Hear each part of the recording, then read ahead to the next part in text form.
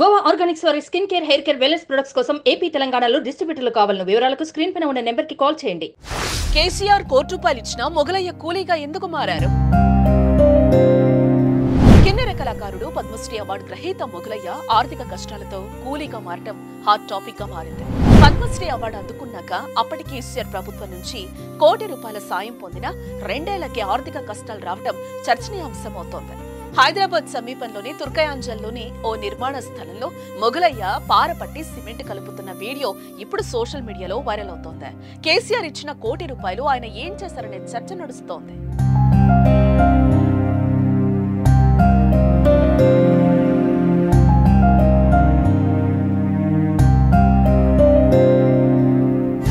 కోటి రూపాయలు మొగలయ్య ఏం చేశారు?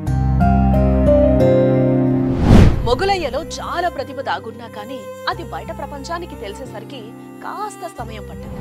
పవన్ కళ్యాణ్ హీరోగా నటించిన భీమ్లా నాయక్ సినిమాలో టైటిల్ సాంగ్ పాడి ఒక్కసారిగా గుర్తింపు సంపాదించారు. మొగలయ్యను పాటను మెచ్చిన పవన్ నిర్మాత ఇచ్చిన డబ్బులతో సంబంధం లేకుండా వ్యక్తిగతంగా 2 లక్షల సాయం అందించారు. తర్వాత ఆయనకు పద్మశ్రీ దక్కడం, కేసీఆర్ కోటి రూపాయల సాయంతో పాటు రంగారెడ్డి జిల్లాలో 600 చదరపు గజాల స్థలం కేటాయించడం చకచకా జరిగిపోయాయి. అయితే కేసీఆర్ అందించిన కోటి రూపాయలను మొగలయ్య ఏం చేశారు?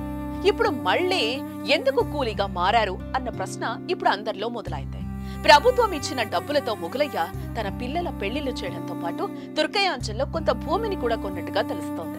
అలాగే ఇంటి నిర్మాణం కూడా ప్రారంభించగా సరిపడా డబ్బులు లేక ఆ నిర్మాణం మధ్యలోనే ఆపేసినట్టుగా మొగలయ్య చెబుతున్నారు.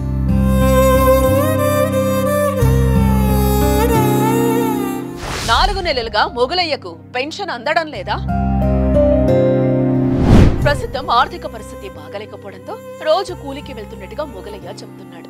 తన కుమారుడికి మూర్ఛ వ్యాధి ఉండడంతో నెలకు 7,000 రూపాయలు ఖర్చవుతుందని, అలాగే తన ఆరోగ్యానికి కూడా డబ్బులు అవసరమవుతాయంటున్నారు.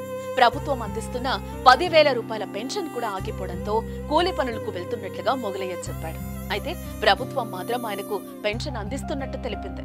మార్చి 31వ తేదీనే ప్రభుత్వం చెల్లించిన పెన్షన్ అధికారిక రసీదును కూడా విడుదల చేసింది.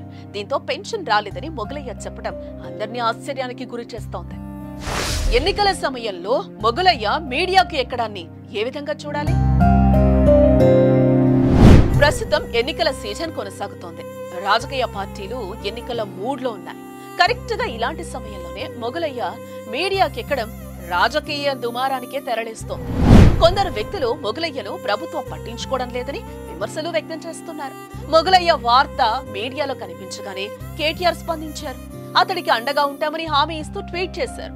ఎన్ని రోజులు లేనిది ఎన్నికల సమయంలో మొగలయ్య తన దగ్గర డబ్బులు లేవు, ప్రభుత్వం సాయం అందించడం లేదని విమర్శలు చేయడం ఇప్పుడు చర్చనీయాంశమవుతోంది. అయితే కొందరు మొగలయ్య వ్యవహార శైలిని విమర్శిస్తున్నారు. మొగలయ్య అద్భుతమైన కళాకారుడు, ఇందులో నో డౌట్. తెలంగాణ ఖ్యాతిని దేశానికి చాటి చెప్పిన వ్యక్తి. ఆయన కిన్నెర పట్టుకుని వీరగాథలు చెబుతుంటే ప్రతి ఒక్కరిలో పౌరుషం ఉప్పొంగిపోతూ ఉంటుంది. ఇక ఆయన పాటలు పాడుతుంటే ప్రతి ఒక్కరి మనసు పులకరించిపోతుంది.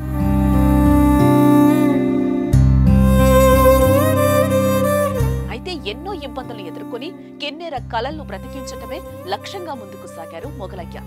అలాంటి మొగలయ్యకు ప్రభుత్వం సాయం చేయడంతో పాటు అతడి నిరుపేద జీవితం గురించి తెలుసుకుని గతంలో ఎంతో మంది సాయం చేశారు కూడా. అయితే ఇచ్చిన సొమ్మును జాగ్రత్తగా దాచుకుని జీవనం సాగించాలి, కానీ డబ్బులు ఖర్చయిపోయాయని పలుమార్లు మీడియాకి ఎక్కడాన్ని కొందరు తప్పుపడుతున్నారు.